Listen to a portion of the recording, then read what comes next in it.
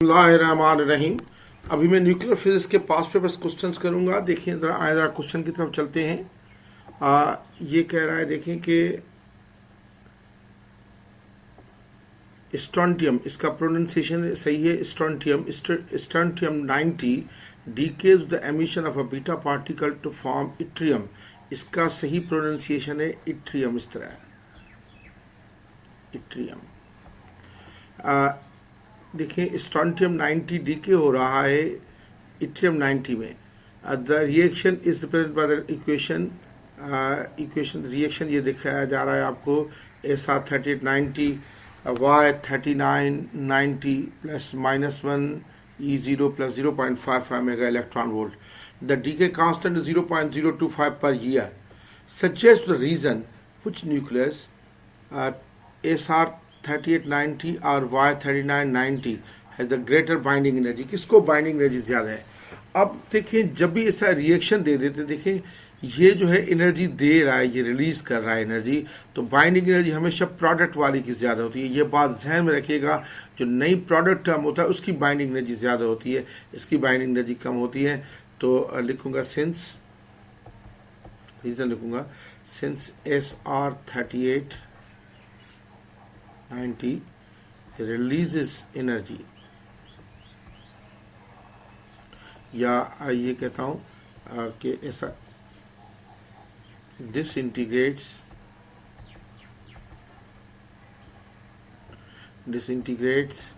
and energy is released।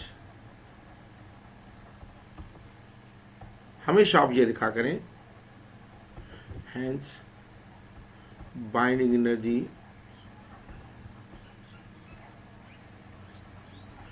of yttrium 90 Y 90 और 39 will be greater। फिर कहता है कि x what's meant by the decay constant। decay constant हम ये कहते हैं it is the probability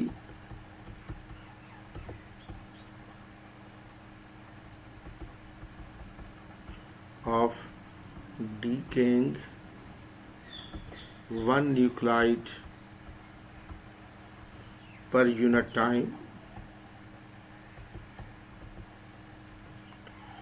और मैं ये कह सकता हूँ कि लैम्डा इस इक्वल होता है A/N के, वेयर A इज एक्टिविटी, ये भी आप डिफाइन कर सकते हैं। फिर लैम्डा कहें डीके कांस्टेंट है, A जो है एक्टिविटी है, और N जो है नंबर ऑफ न्यूक्लाइड्स हैं, आप इस तरह भी कह सकते हैं। फिर C में कहता है at the time of purchase of strontium 90 source the activity is 3.7 10⁻⁶ becquerel. Activity इतनी है। Calculate for this sample of strontium the initial number of atoms. Initial number of atoms के लिए आपको ये चाहिए, तो लैम्डा चाहिए। लैम्डा बेसिकली देखिए, लैम्डा इन्हें दिया हुआ है 0.025 पर ईयर पावर -1, तो इसको मैं ऐसे लिखूंगा 0.025 अपॉन 1 ईयर करके लिखूंगा पहले। तो ये 0.025 अपॉन 1 ईयर के मैं सेकंड्स बनाऊंगा, तो पहले 1 ईयर में होते हैं 365.25 डेज इंटू ये हो जाएंगे 24 आवर्स इंटू 3600।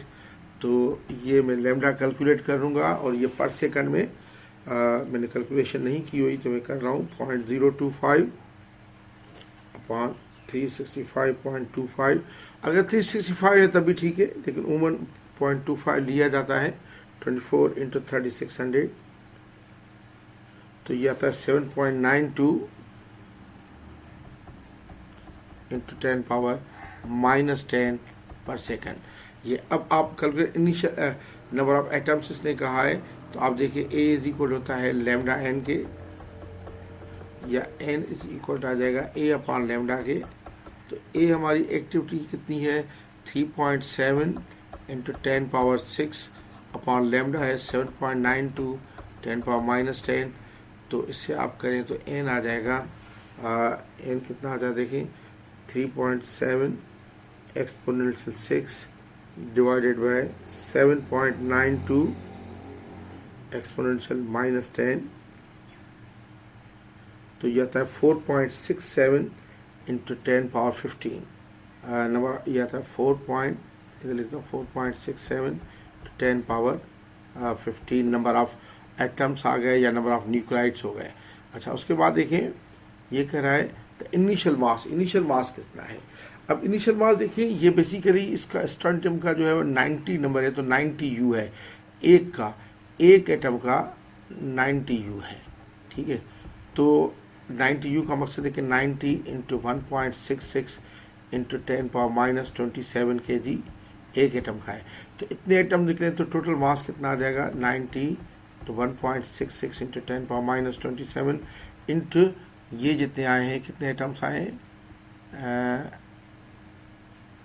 ये आए हैं 4.67 10 पावर 15, 4.67 10 पावर 15 ये करें तो ये तकरीबन आता है 6.98 इंटू 10 पावर माइनस 10 kg। ये 6.98 इंटू 10 पावर माइनस 10 kg। अच्छा, उसके बाद देखें कि determine the activity A of the sample 5.0 years after the purchase, expressing the answer as a fraction of the initial activity A naught, that's calculate the ratio A upon A naught। अब देखें A is equal to A naught e power minus lambda T के, तो A upon A naught जो आ जाएगा वो आ जाएगा e power minus lambda T के। अब टी अगर ईयर्स में तो लैम्डा भी पर ईयर वाला यूज़ करें तो e power minus 0.025 into T की वैल्यू है 5। ये आप करें कैलकुलेटर से तो ये आ जाता है 0.882, तो ये इसकी आ जाएगी 0.882 इसका रेशो आ जाएगा। ये समर 2003 का पेपर 4 का क्वेश्चन नंबर 6 था।